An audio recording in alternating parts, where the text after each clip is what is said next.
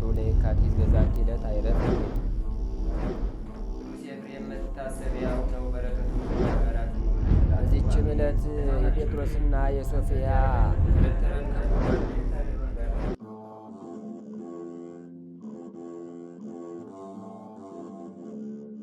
በስመ አብ ወወልድ ወመንፈስ ቅዱስ አሐዱ አምላክ አመስራ ወሰሉሱ ለጥቅምት በዛቲ ዕለት አይረፈ አባ ዮሴፍ ሊቀ ጳጳሳት ዘሀገረ እስክንድርያ ወሁልቆሙ ለአበው ሊቃነ ጳጳሳት 50 ወክሌቱ።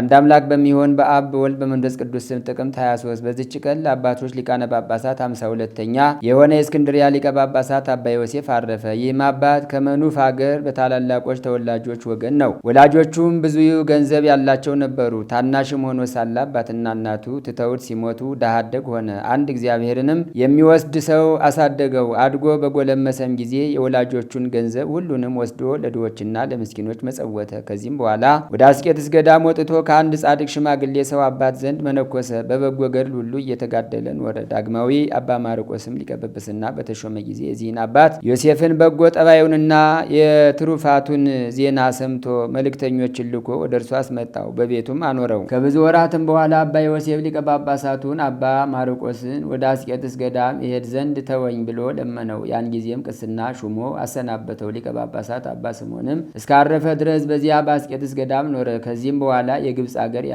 ያለ ሊቀ ጳጳሳት ብዙ ወራት ኖረ። ከዚህም በኋላ ኤጲስቆጶሳቱ መማለጃ ስለተቀበሉ ከአንድ ሚስቱ ከሞተችበትና ማዕስብ ከሆነ ጸሐፊ ጋር ሊቀ ጵጵስና ይሾሙት ዘንድ ተስማሙ። እኩሌቶቹ ግን ተቃወሟቸው። እንዲህም አላቸው፣ የአባቶቻችን ቀኖና መማለጃ የሚቀበለውን ሁሉ ወይም ስለ ክህነት ሹመት መማለጃ የሚሰጠውን ያወግዛል። ይልቁንም ይህ ሰው ሚስት አግብቷል፣ እንዴት ሊሾም ይችላል? በወንጌላዊ ማርቆስ ወንበር ላይ የሚሾም ንጹሕ ድንግልም ነውና። ይህንንም ባሏቸው ጊዜ ፈሩ። ተመልሰውም ተስማሙ።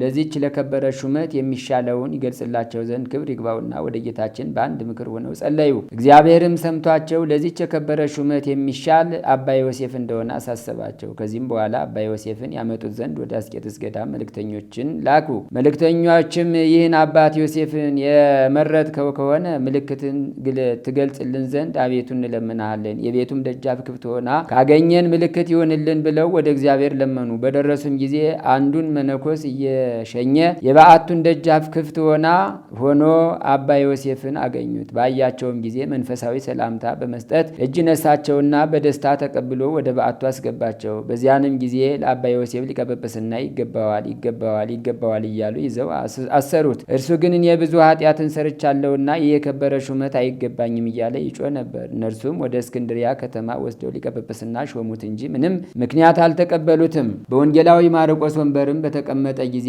ለአብያተ ክርስቲያን እጅግ የሚያስብ ሆነ። ለእርሱ የሆነውን ተግባሩን ገቢ ወስዶ ምድሮችን በመግዛት ለአብያተ ክርስቲያን መተዳደሪያ ሊሆኑ ጉልቶች ያደርጋቸው ነበርና አዘውትሮም ሕዝቡን የሚያስተምራቸው ሆነ። በምን ለእያንዳንዱ ቸለል አይልም። ነገር ግን ሰይጣን ስለቀናበት ያለ ሐዘን አልተወውም። ይህም እንዲህ ነው። በምስር አገር የተሾሙ 2 ኤጲስቆጶሳት በሕዝቡ ላይ ክፉ ነገር በማድረግ በማይገባ ሥራ አስጨነቋቸው። እነርሱም በርኅራኄና በፍቅር መንጎቻቸውን እንዲጠብቁ አዘዛቸው፣ ለመናቸውም። እነርሱ ግን ሰምተው ከክፋታቸው አልተመለሱም። በሕዝቡም ላይ ችግርን ባበዙ ጊዜ ሕዝቡ ሁሉም በጠቅላላ ወደ ሊቀ ጳጳሳት አባ ዮሴፍ መጡ። በፊቱም እንዲህ ብለው ጮኹ፣ እሊህን ኤጲስቆጶሳት ከላያችን ካላነሳሃቸው እኛ ወደ ሌላ ሃይማኖት እንገባለን። አባ ዮሴፍም በመካከላቸው ሰላምን ለማድረግ ብዙ ትግልን ታገለ፣ ግን አልተቻለውም። ከዚህም በኋላ በግብፅ አገር ያሉትን ኤጲስቆጶሳት ለጉባኤ ሰበሰባቸውና ስለ እሊህ 2 ኤጲስቆጶሳት ነገራቸው። አሁንም ከመንጋዎቻቸው ጋር ሊያስታርቅ ሽቶ እሊህን ኤጲስቆጶሳት ወደ ጉባኤው አስቀረባቸው። እነርሱ ግን የጉባኤውንም የእርሱንም ቃል አልተቀበሉም። ስለዚህም ያ ጉባኤ ከሹመታቸው ሻራቸው። እነርሱም ወደ ግብፅ ንጉሥ ሄደው በሊቀ ጳጳሳት አባ ዮሴፍ ላይ በሐሰት ነገር ሰሩበት። ሊቀ ጳጳሳት አባ ዮሴፍንም ያመጡት ዘንድ ንጉሡ ወንድሙን ከጭፍራ ጋር ላከው። የንጉሡም ወንድም ወደ ሊቀ ጳጳሳቱ በደረሰ ጊዜ ተበሳጨ። ሊገድለውም ወዶ ሰይፉን መዞ ሊቀ ጳጳሳቱን ሊመታው ሰነዘረበት። ግን እጁ ወደ ሌላ ዘንብሎ ምሰሶ መትቶ ሰይፉ ተሰበረ። እጅግም ተቆጥቶ ሌላ ሰይፍን መዘዘ፣ በመላ ኃይሉ መታው። ያን ጊዜም ሰይፉ ከአንገቱ ወደ ወገቡ ተመልሶ ልብሱንና ቅናቱን ብቻ ቆረጠ። የንጉሱም ወንድም ከክፋት ንጹሕ እንደሆነ ስለዚህም አምላካዊት ኃይል እንደምትጠብቀው አስተዋለም። ወደ ንጉሱም በክብር አደረሰው። ወንድሙ ለሆነ ንጉስም በእርሱ በሊቀ ጳጳሳቱ ላይ የሆነውን ሁሉ ነገረው። ንጉሱም ፈራው አከበረውም። ከዚህም በኋላ ስለ ከሰሱት ስለ ሁለቱ ኤጲስቆጶሳት ጠየቀው። እርሱም ስለ ክፉ ስራቸው በጉባኤ እንዲሻሩ እውነቱን ለንጉሱ አስረዳው። ያን ጊዜም ሐሰተኞች እንደሆኑ ንጉስ አወቀ፣ ይገድሏቸውም ዘንድ አዘዘ። ሊቀ ጳጳሳት አባ ዮሴፍም ንጉሱን እንዲህ ብሎ ማለደው። ጌታችን በክፉ ፈንታ በጎ እንድናደርግ እኛን አዞናልና ስለ እግዚአብሔር ብለ እሊህን ማራቸው እንጂ አትግደላቸው። ንጉስም ስለ የዋህነቱ አደነቀ፣ ልመናውንም ተቀብሎ ማረለት። ከዚህም በኋላ በሹማምንቱና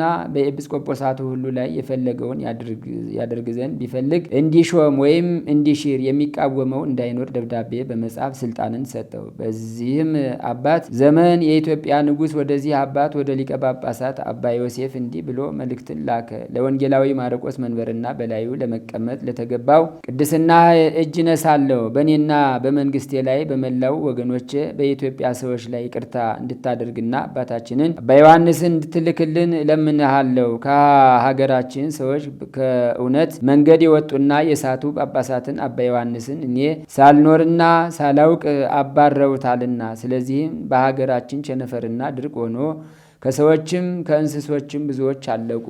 አሁንም አባቴ ወይ ስንፍናችንን ይቅርበል፣ መሐሪና ይቅርባይ ወደሆነ እግዚአብሔር ፈጽሞ ይማልድልን ዘንድ በከበረ ጸሎቱም ከዚህ ከመከራ እንድን ዘንድ አባታችንን አባ ዮሐንስን ላክልን። አባቴ ወይ የተባረረበትን ምክንያት እኔ አስረዳሃለሁ። እኔ ልጅህ ከአባቴ ከጳጳስ አባ ዮሐንስ ቡራኬ ተቀብዬ እርሱ ከሰራዊቱ ጋር በፍቅር አሰናብቶኝ ወደ ጦር ሜዳ ሄድኩ።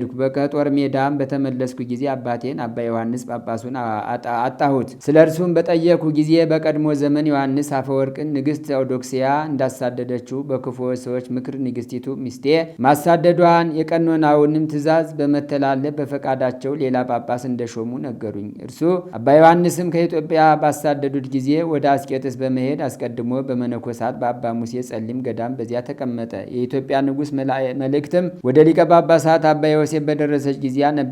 ስለ ኢትዮጵያ ንጉሥ የሃይማኖት ጽናት እጅግ ደስ አለው።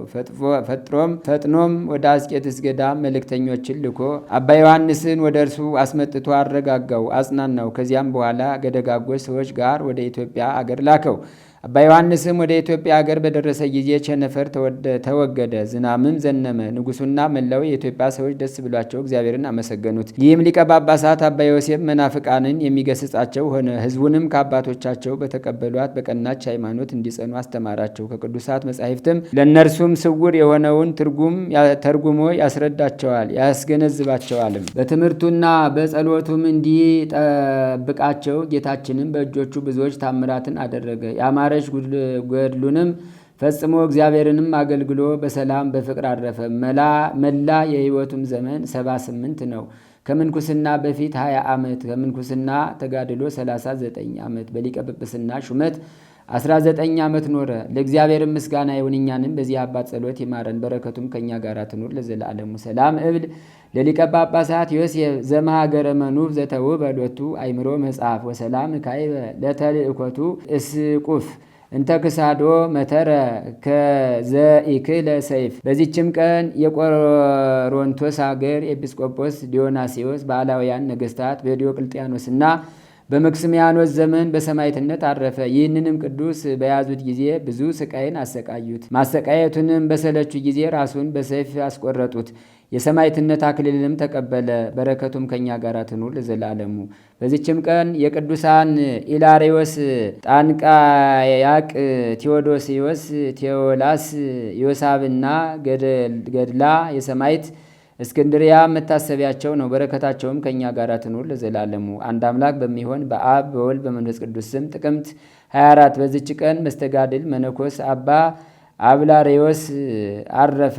በዚችም ቀን ለሰማዕት ለንጊኖስ ባልንጀራው የሊቀ ጳጳሳት ጳውሎስ የዘይና የአውስያ የጸበለ ማርያም ታሃራሚት የቆስጠንጢኖስም መታሰቢያቸው ነው። በረከታቸውም ከእኛ ጋር ትኑር ለዘላለሙ። ዘአቅረብኩ ማሕሌተ አዘኪሬ አእላፈ እምእለ ተጸምዱከ ዘልፈ ለእለ አነብብ ተወከፍ ዘንዴቴ መጽሐፈ እንተረሰይከ እግዚኦ ጸሪቀ መበለት ውኩፈ እምእለ አቡኡ ብኡላን ዘተርፈ ነቢያት ቅዱሳን ሐዋርያት ሰባክያን ሰማዕታት ወጻድቃን ወመላእክት ትጉሃን ደናግል አዲ ወመነኮሳት ሄራን ባርኩ ባርኮ ጉባኤ ዛቲ መካን እስከ አረጋዊ ሊቅ ወንዑስ ሕፃን ለዘጸሐፎ በክርታስ ወለዛ ጻሐፎን ዘይደርስ ወለዛ አንብቦ ወለዘ ተርጎሞ በልሳን አዲስ ወለዘ ሰማ ቃሎ በዝነ መንፈስ በጸሎተሙ ማርያም አራቂተ ኩሉም ባይስ ህቡረ ይመሐረነ ኢየሱስ ክርስቶስ።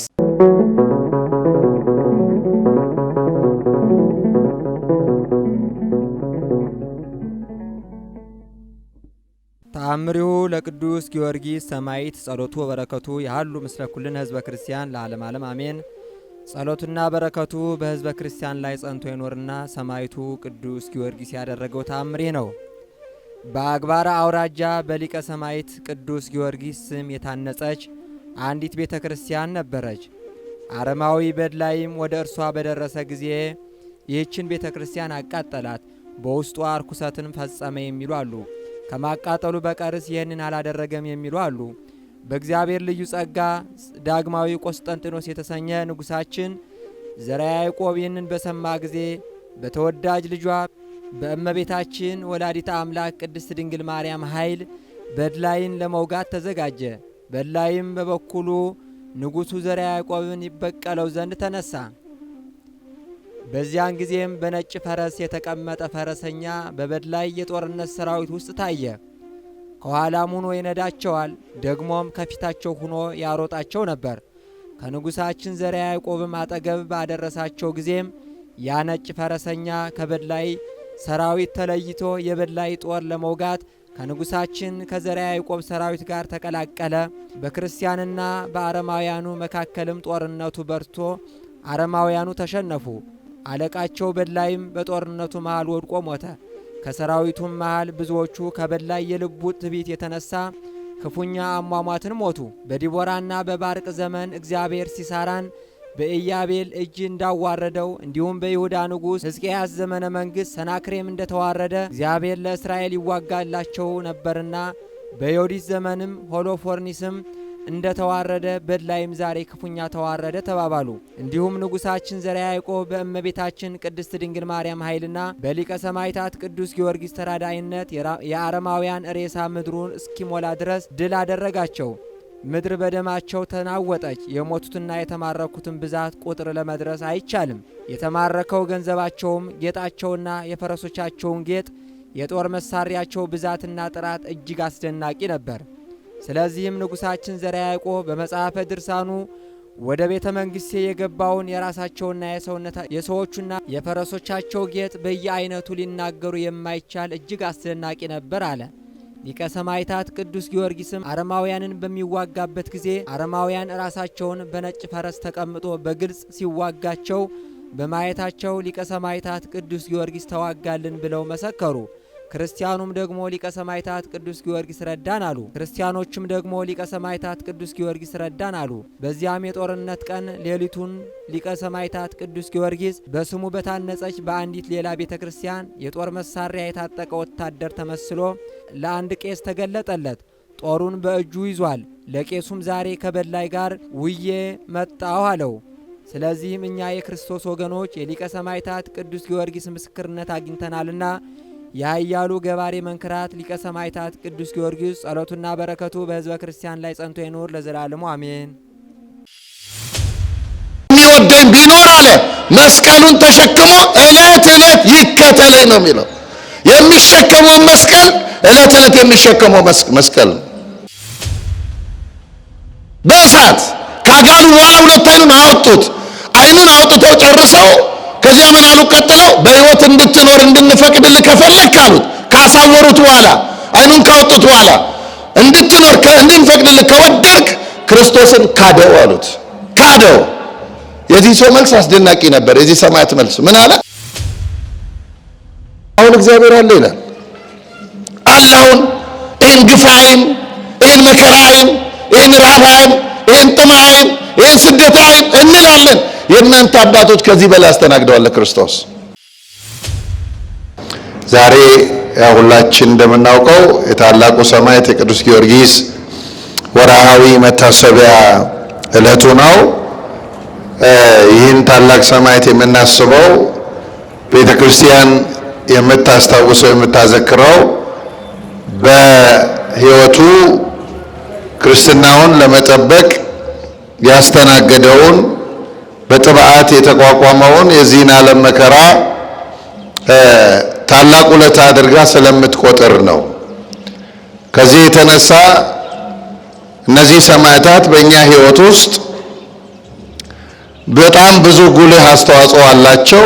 ለመታመናችን፣ ክርስትናችንን ለመጠበቃችን የተለያዩ በጊዜ ሂደት የሚገጥሙን ነባራዊ ሁኔታዎች ከታላቁ መንግስት ሊለዩን እንደማይገባ የሚያስተምሩን ሞዴሎቻችን፣ ምሳሌዎቻችን ናቸው። ከዚህ አንጻር በዚሁ ዙሪያ ላይ የሆነ ትምህርት ነው የምንማረው። ርዕሳችንን እንዳየነው መልካሙ ጦርነት የሚል ነው። የጦርነት መልካም እንዴት ያለ ነው ብለን ሁላችን እንጠይቅ ይሆናል። ጦርነት እንደምታውቁት አገር ያፈርሳል፣ ደም ያፋስሳል፣ ሕፃናትን ወላጅ አልባ አድርጎ ያስቀራል፣ ሕይወት ያጠፋል እና ጦርነት የሚያስቀረውም ትዝታ ጠባሳ ነው። የሰው ልጆች ማንነት የሚታመምበት ጤነኛ በጦርነት በኩል እንደውም ያለፉ ሰዎች ጦርነት በጣም ትልልቅ ጦርነት በሚደረግባቸው አካባቢ የሚኖሩ ሰዎች ሕፃናት ላይ የሚያሳድረው ስነ ልቡናዊ ቀውስ ቀላል አይደለም። በሕይወት እንኳ ቢተርፉ ትልልቅ ሰዎችም ቢሆኑ ሰው በተፈጥሮ ሰላምን ውስጡ ሰላምን ስለሚፈልግ እንዲህ ያለ ሁኔታ በተስተናገደባቸው አካባቢዎች የሚኖሩ ሰዎች የአእምሯቸው መቃወስ ቀላል አይደለም የሆነው። ከዚህ አንጻር እኛ ግን ዛሬ የምናየው ስለ መልካሙ ጦርነት ነው። እንዴት ያለ ነው ይሄ መልካም ጦርነት? መልካም ጦርነት ማለትስ ምን ማለት ነው የሚሉትን 1 3 4 ነጥቦች በአጭሩ ለማየት እንሞክራለን። ሐዋርያው ቅዱስ ጳውሎስ ለልጁ ለጢሞቴዎስ በጻፈለት መልእክቱ በአንደኛ ጢሞቴዎስ መልእክት በምዕራፍ 6 ቁጥር 12 ላይ መልካሙን የእምነት ገድል ተጋደል ይለዋል። ይሄ ሐዋርያው ቅዱስ ጳውሎስ ለልጁ ለጢሞቴዎስ የሰጠው አደራ ነው። አንደኛ ቅዱስ ጳውሎስ ያለፈበት መንገድ ክርስቶስን ለመስበክ፣ ክርስቶስን ለመኖር፣ ቤተክርስቲያንን ለማስፋት ያለፈበት መንገድ ቀላል መንገድ አይደለም። ያስተናገደው መከራ ቀላል መከራ አይደለም። ራሱ ቅዱስ ጳውሎስ በብዙ መልእክታቶቹ ጽፎልናል የገጠመውን ነገር። ከዚህ አንጻር ልጁ ጢሞቴዎስም እንዲህ ያለው ነገር ሲገጥመው እነዚህ የገጠሙት ነገሮች እንዳይሰብሩት ይልቁንም አሸንፎ ማለፍ እንዲችል መልካሙን የእምነት ገድል ተጋደል ይለዋል።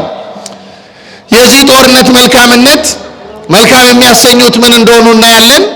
ከዛ አስቀድሞ ግን እንደው ጦርነቱ መልካም የሚያሰኘው የእኛ ጦርነት መንፈሳዊ እንጂ ስጋዊ አለመሆኑ ነው። የክርስቲያን ጦርነቱ መንፈሳዊ ጦርነት ነው። ክርስትና ስጋዊ ጦርነትን አይደግፍም። ጦርነትን የሚደግፍ ክርስትና የለም። ሰዎች ሞዲፋይ ካላደረጉት በስተቀር በክርስቶስም አልተማርንም፣ ከሌሎች ቅዱሳንም አልተማርንም። ክርስትና ሰላምን የሚሰብክ ነው። ክርስትና ሁልጊዜ ሰዎች እግዚአብሔር በፈቀደላቸው የዕድሜ መጠንና ልክ በዚህ ምድር ላይ ለምድሪቱ ጤናማ ስርዓት ምክንያት ሆነው እንዲኖሩ እንጂ ክርስትና ጦርነትን አያበረታታም፣ አያስተምርም። ቤተክርስቲያንም አታስተምርም።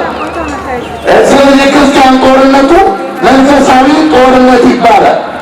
ይሄ መንፈሳዊ ጦርነት ደግሞ የምንዋጋቸው ኃይላት አሉ። እነዚህ ኃይላት በዓይን የማይታዩ ናቸው።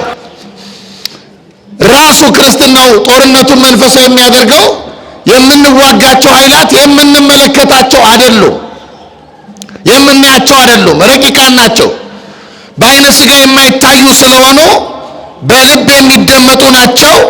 በአእምሯችን፣ በነፍሳችን፣ በልባችን እነዚህን በሀሳባችን ጭምር የሚደመጡ ናቸው። ውስጥን በማድመጥ የምንረዳቸው ናቸው።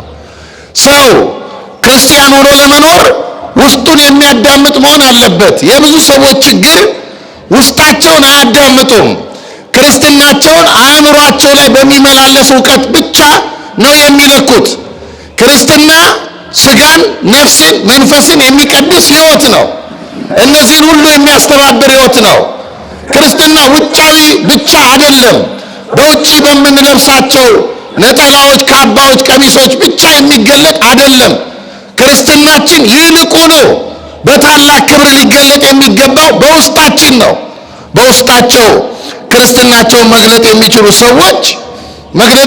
ሰዎች ይህንን የሚገጥማቸውን ጦርነት በቀላሉ ማሸነፍ የሚችሉ ናቸው። በቀላሉ መንፈሳዊ ጦርነት የዕለት ተዕለት እውነታ ነው። የሆነ ዘመን ጠብቆ የሚመጣ አይደለም።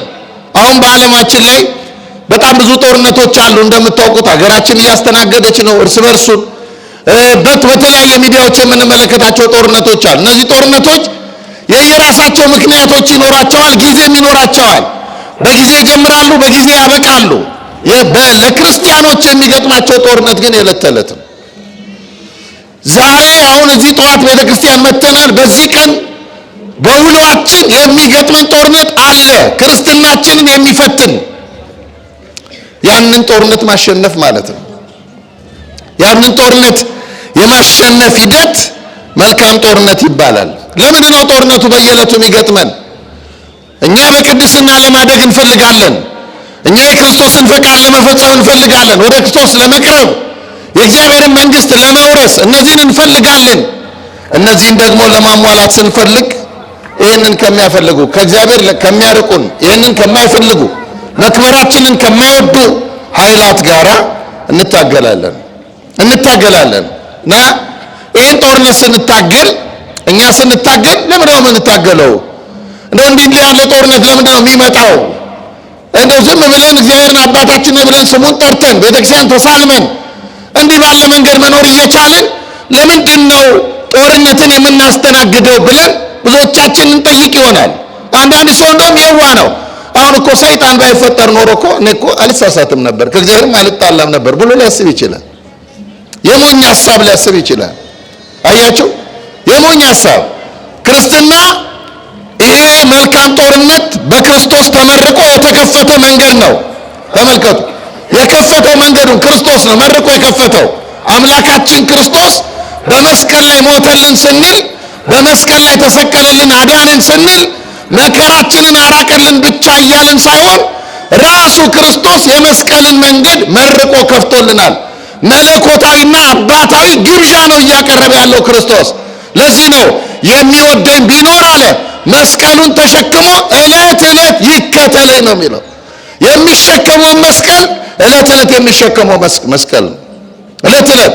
ስለዚህ እነዚህ መንፈሳዊ ጦርነቶች፣ ይሄ መንፈሳዊ ጦርነት፣ ይሄ መልካም ጦርነት አንደኛ የምንዋጋው ከውስጥና ሁለተኛ ደግሞ ከውጭ ነው። ከውስጥ የሚመነጭ ጦርነት አለ። ይሄ ከውስጥ የሚመነጨው ጦርነት ምኞት ነው፣ ፈተና ነው፣ የኃጢአት አስተሳሰብ ነው፣ ክፋት ነው፣ ጥላቻ ነው። ይሄ ከውስጥ የሚበቅል ነው፣ ክርስትናችንን የሚቃረነው፣ ከኛ በቅሎ እኛን የሚያጠቃን፣ እኛ ወልደነው እኛን የሚገለን ልክ እንደ ፉኝት። አያችሁ፣ ክርስትናችንን የሚገለው ክብራችንን የሚገለው ከውስጣችን የሚመነጭ። በጣም ብዙ ሰዎች ከውስጣቸው በሚመነጭ ክፋትና ጥላቻ ምክንያት ራሳቸውን ይገሉታል። ታውቃላችሁ፣ ራሳቸውን። እነ ቅዱስ ጊዮርጊስ ይህን ያሸነፉ ናቸው። አሁን እኮ በጣም ቀላሉን ነገር ሰው ትልልቁን ኃጢአት እኮ ማሸነፍ ያልቻልነው፣ ትልልቁን ክፋት ማሸነፍ ያልቻልነው ትንሹን ለሰው በጎ ማሰብን እኮ መፍጠር በውስጣችን አለመቻለን። በጣም ትንሽ አያችሁ፣ በጣም ትንሽ ግን ገዝፎ የሚታገለን። ስለዚህ ሰው ከውስጡ በሚመነጭ ምኞትና አስተሳሰብ ጦርነት ውስጥ ይገባል። አንዱ ይሄ ነው። ሁለተኛው ደግሞ ከውጭ የሚመጣ ከአጋንንትና ከክፋት ኃይሎች የሚመጣ ጦርነት አለ። እነዚህን ጦርነቶች ነው ማጤን የሚገባን። ቅድም እንዳልኳችሁ ብዙ ጊዜ የምንፈተነው ከመጨረሻው ግባችን። የአንድ ክርስቲያን የመጨረሻ ግቡ ምንድን ነው? የአንድ ክርስቲያን የመጨረሻ ጫፉ ምንድን ነው ብላችሁ ብትጠይቁ የክርስቲያን ትልቁ ግቡ ክርስቶስን ወደ መምሰል መድረስ ነው። ትልቅ ነው ግቡ፣ ትልቅ ነው። ቤተክርስቲያን መምጣት፣ አስራት ማውጣት፣ መጸለይ፣ ማስቀደስ፣ ወንጌል መስማት፣ መዘመር ብቻ አይደለም። እነዚህ ትንሽ ስራዎች ናቸው። ትልቁ እነዚህ መሰረቶች ናቸው። ትልቁ የክርስቲያን ግቡ አምላኩ ክርስቶስን ወደ መምሰል መድረስ ነው።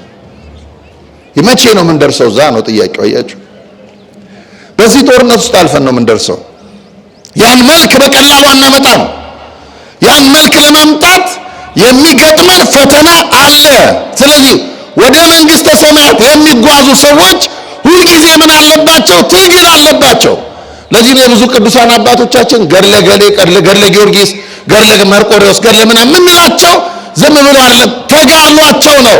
በቤተ ክርስቲያን ሕይወት ውስጥ ያስተናገዱት መከራ ነው እና አባቶቻችን ግን መከራውን በደንብ አጣጥመውታል። ማጣጣም ብቻ ሳይሆን መከራውን በጸጋ ተቀብለው አሸንፈው ድል ነስተው ዲያብሎስን አሳፍረው የእግዚአብሔር መንግስት ለመውረስ በቅተዋል። አንድ በዘመነ ሰማዕታት የነበረ አባት ስሙ አይረሳኝ፣ አላስታውሰውም፣ ልጅ ሆኜ ያነበብኩት ስለሆነ እና አረማውያን ምን አደረጉት? ገና ክርስቶስን በማምለኩ ምክንያት ብቻ በጋለ ምስማር ሁለት አይኑን አወጡት። አይኑን ማውጣታቸው ብቻ አይደለም፣ ምስማሩን አግለውታል በእሳት። አያችሁ፣ አሁን ማን ነው የሚቀበለው? በእሳት ካጋሉ በኋላ ሁለት አይኑን አወጡት። አይኑን አውጥተው ጨርሰው ከዚያ ምን አሉ? ቀጥለው በሕይወት እንድትኖር እንድንፈቅድልህ ከፈለክ አሉት። ካሳወሩት በኋላ አይኑን ካወጡት በኋላ እንድንፈቅድልህ ከወደድክ ክርስቶስን ካደው አሉት። ካደው። የዚህ ሰው መልስ አስደናቂ ነበር። የዚህ ሰማዕት መልስ ምን አለ? አይ እኔ እኮ ከክርስቶስ ጋር ኪዳን የገባሁት አይንን ብቻ እስክሰጠው ሳይሆን ነፍስ እንኳ ብጠይቅ ልሰጠው።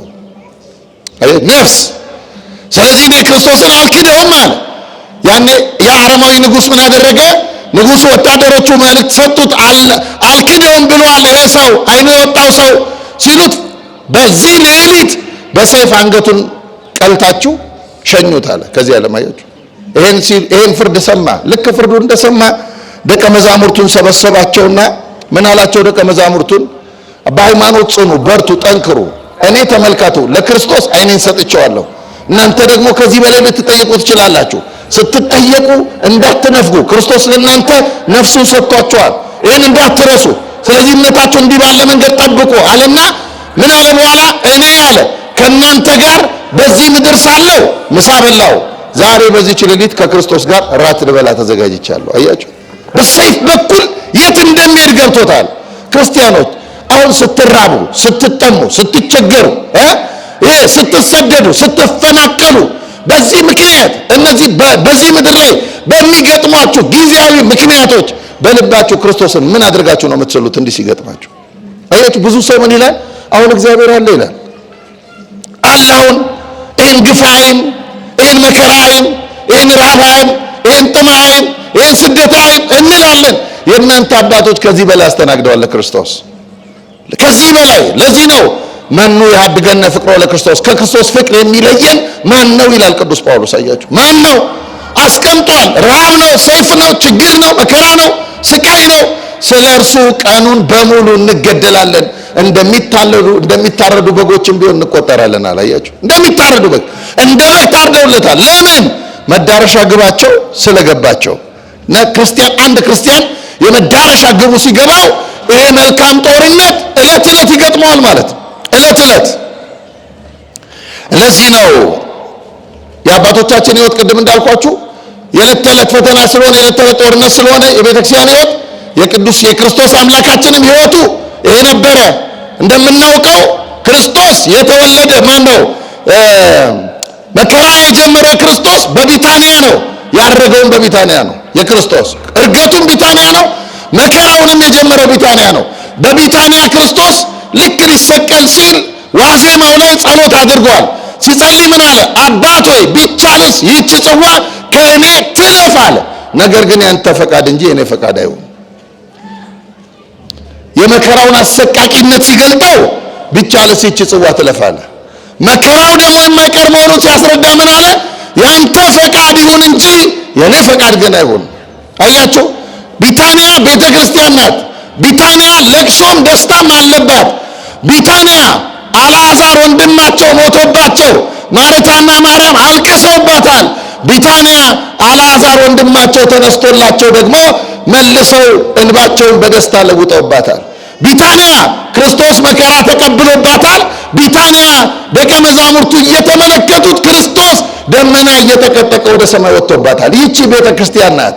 እናለቅሳለን፣ እንደሰትባታለን፣ እናዝናለን፣ ደግሞ ተመልሰን ሐዘናችን ይታበስባታል፣ እንባችን ይታበስባታል፣ ሐዘናችን ቁስላችን ይፈወስባታል። የቤተ ክርስቲያን ሕይወት ይሄ ነው። በመከራ ውስጥ አልፎ መደሰት፣ በጦርነት ውስጥ አልፎ ለክብር መብቃት። ሰይጣን ክፉ ነው። ብዙ ጊዜ ሰይጣን ኮንፈርት ዞን ያመቻቻል። አሁን ወጣቶችን የሚያታልላቸው በዚህ ነው። ምን የሚያታልላቸው? በቀላሉ እግዚአብሔርን ማግኘት የሚቻል አድርጎ ያሳያቸዋል። አያችሁ፣ ትልቁን ከፊታቸው የሚጠብቃቸውን የሚዘጋጅላቸውን የክብር አክሊል ለመንጠቅ የተጋድሎውን መንገድ ምን አደከመህ? ምን ያደክመሃል? በጾም ምን ያደክመሃል? በጸሎት ምን ያደክመሃል? አንተ ኢየሱስ እኮ ካልክ ለአንተ በቂ ነው ይለዋል በጆሮው። ይሄ እውነት መስሎት ብዙ ሰው ይወጣል። አያችሁ ከቤተ ክርስቲያን። እኛ ግን አለን፣ ምን አለን? ጦርነት አለብን። ጦርነቱ ምንድን ነው? መልካም። እስቲ መልካም በሉ። መልካም መልካም ጦርነት፣ ቢቀር የማንለው ጦርነት፣ አሸናፊነታችን ከተዘጋጀን የተረጋገጠበት ጦርነት፣ መልካም ጦርነት፣ መልካም። ለዚህ ነው ነቢየ እግዚአብሔር ቅዱስ ዳዊት ምን ይላል? በዚህ በመዝሙረ ዳዊት መዝሙር 52 ቁጥር 8 ላይ እኔስ በእግዚአብሔር ቤት እንደለመለመ እንደ ወይራ ዛፍ ነኝ ይላል። አያችሁ፣ እንደ ወይራ ዛፍ፣ ጽድ አይደለም፣ ባህር ዛፍ አይደለም። ወይራ ጠንካራ ነው። ወይራ የማይሰበር ነው በቀላሉ። የክርስቲያን ሕይወት ይሄ ነው። እግዚአብሔር በመቅደሱ የተከለን እንድንሰበር አይደለም፣ ፍሬ እንድናፈራ ነው። መንገድ ላይ ተሰብረን እንድንቀር አይደለም፣ ለፍሬ በቃን መሆን እንድንችል ነው። ከዚህ ይሄ ጦርነት መልካም ጦርነት ነው። መልካም ነው፣ ግን ውጊያ አለ። ከምንድን ነው የምንዋጋው? የክርስትና መንገዱ ቅድም እንዳልኳችሁ መስቀለኛ ነው። የመስቀል መንገድ ነው። ቤተክርስቲያንን በደንብ አይታችኋት ከሆነ ከስር ታቦቷ ነው ያለው፣ ከላይ መስቀሏ ነው ያለው። ቤተክርስቲያን ማለት ይቺ ናት። ከስር ታቦቷ ነው ያለው። ክብሯ አይታይም በዚህ ምድር። ታቦቱ ተመልከቱ፣ መክበሪያችን የሆነው ቅዱስ ሥጋውና ክቡር ደሙ የሚፈተትበት ነው። ክብሩ በቀላል አይታይም። በዚህ ምድር በዓይነ ሥጋ አታዩትም። በዚህ ምድር የሚታየው ምንድነው ብትሉኝ መከራ ነው። መስቀሉን በቀላሉ እናየዋለን፣ ከላይ ነው ያለው። የቤተክርስቲያን ሕይወት ይሄ ነው። በተጋድሎ በኩል ወደ ክብር መምጣት፣ ወደማይታየው ክብር መምጣት፣ ወደ ታላቁ ክብር መምጣት። እኛ ውጊያችን ታዲያ ከምንድን ነው? አንደኛ ከዲያብሎስ ጋር ነው የምንዋጋው። ከማን ጋር አልኳችሁ? አይዟችሁ ንገሩኝ። ከማን ጋር? አሁን ሰይጣን የሚወደን ይመስላችኋል? አስባችሁ ታውቃላችሁ? አንድ ሰው እኮ ሊያስብ ይችላል። ሰይጣን የሚወደው ይመስለዋል። አንድ ሰው ደውሎልኝ አንድ ጊዜ ሆናል ይመስላችሁ፣ በጣም ሩቅ ነው፣ ሩቅ ጠረፍ ነው፣ የኢትዮጵያ ጠረፍ ነው የሚኖረው እና ከዚያ ደወለልኝ መምህር አለኝና አንድ የሆነ ጠበል ጠየቀኝ። እንዲህ የሚባል ጠበል መሄድ ፈልጌያለሁ፣ መንገዱ እንዴት ነው አለኝ። ያው የጠየቀኝ ደግሞ ሌላ ጠረፍ ነው።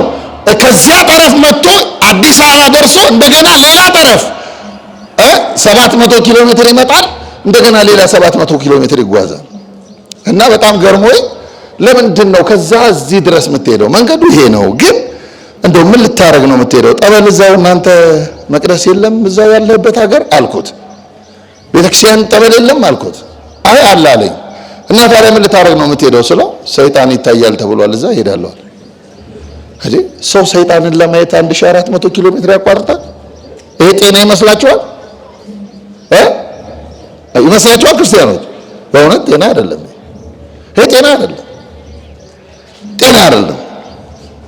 ሰይጣን ክፋቱ ተመልከቱ። መልካም በሚመስሉ ነገሮች ነው የሚዋጋን ዲያብሎስ የሚያጠጋን። አልጋ በአልጋ አይደለም ክርስትና። በሌላ ነገር ባያገኘን እንኳ ተመልከቱ፣ በኃጢአት ባያገኘን ለቤተክርስቲያን ቅርብ በሚመስሉ ነገሮች ያታልልናል ዲያብሎስ። ቅርብ ብዙ ሰዎችን እኮ አሸንፏቸዋል። ማለዳ እሑድ ሰንበተ ክርስቲያን ተነስተው አያስቀድሱም። የት ናቸው? ጉዞ ጀሪካን ይዘው። እኔ አሁን ስመጣ የምኖረው አባዶ አካባቢ ነው። ወደዚህ ወደ ማርያም ስመጣ ሌሊት መገናኛ ጋር ተሰልፈዋል፣ ነጠላ ለብሰው ልጆቻቸውን ሕፃናቱን ይዘው ምን ጠበል ጀሪካን ይዘው የት ነው የሚሄዱት? ጠበል። ይሄ በጣም አደገኛ ነገር ነው ክርስቲያኖች።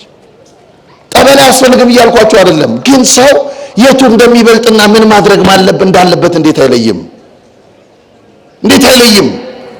እኔ ሰው ከቅዳሴ ርቆ ጠበል ለጠበል መንከራተቱ ብቻ ያጸድቀዋል? አያችሁ ሰይጣን እንዴት በቀላሉ እንደሚያሸንፈን። እኛ ነን የተገኘንለት። ዲያብሎስ ተመልከቱ፣ ሁልጊዜ ነው የሚዋጋው። አንድ አባት ምን ይላል?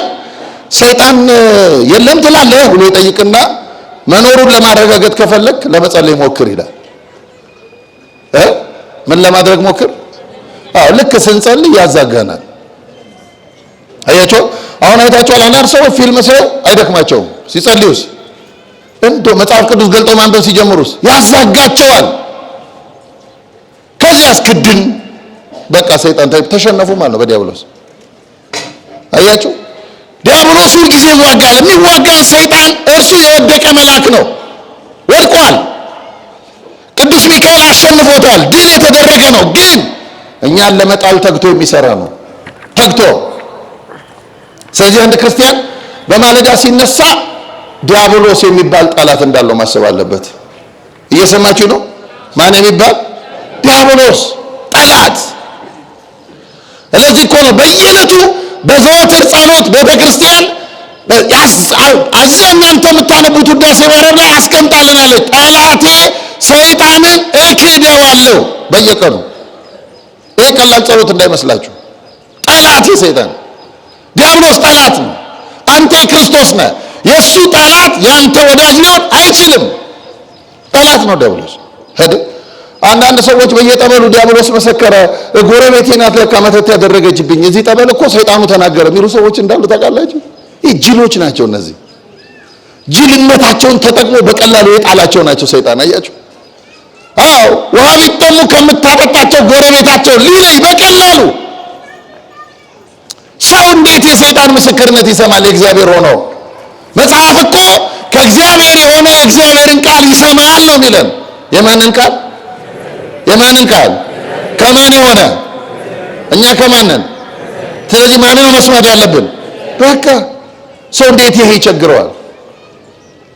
አየች ሰይጣን የሰይጣን ምስክርነት ለማዳመጥ ጠበል የሚሄዱ ሰዎች አሉ። ጠበል ይሄ ልክ አይደለም። አየች መሸነፍ ነው ይሄ። ጠበሉን እኛ መሄድ ያለብን ለመጠጣት ነው። ጠበሉ ጋር መሄድ ያለብን ለመጠመቅ ነው። ጠበሉ ጋር መሄድ ያለብን በረከት ለማግኘት ነው። የሰይጣን ምስክርነት ለመስማት አይደለም። ሰይጣንን እንድንሰማው አልተፈቀደልንም። ክርስቲያን ሰይጣንን እንዲሰማ አልተፈቀደለትም። ሰው ውጊያ አለ። ሰይጣን ውጊያ ያመጣል። የሰይጣን ውጊያው ደግሞ በጣም የሚገርመው የሚያባብሉ ነገሮችን በማዘጋጀት ነው። ሊያሸንፉን የሚችሉ ሊማርኩን የሚችሉ ነገሮችን በማዘጋጀት ነው። መጽሐፍ ምን ይላል? በዚህ ራዕየ ዮሐንስ ምዕራፍ 12 ቁጥር 9 ላይ ዓለሙንም ሁሉ የሚያስተው ዲያብሎስና ሰይጣን የሚባለው ታላቁ ዘንዶ እርሱም የቀደመው እባብ ወደ ምድር ተጣለ ነው የሚለን። አያችሁ? ወዴት ተጣለ? ወደ ምድር። ለምን? ተሸንፎ። ግን እኛን ያስታል፣ ካገኘን ያስታል። ለዚህ ነው ጌታችንም እናንተ ከአባታችሁ ከዲያብሎስ ናችሁ ይላቸዋል ፈሪሳውያንን፣ ጸሐፍት ፈሪሳውያንን። አያችሁ? አብርሃም አባት አለን ትላላችሁ፣ እናንተ ግን ከአባታችሁ ከዲያብሎስ ናችሁ፣ የእሱን ስራ ትሰራላችሁ። ክርስቲያን ከሰይጣን ፈተና አለው። እሱ ሁልጊዜ ድክመታችንን ለማግኘት የሚተጋ ነው። ድክመታችንን ይፈልጋል እና በሕይወታችን በደልን ያለማምዳል ዲያብሎስ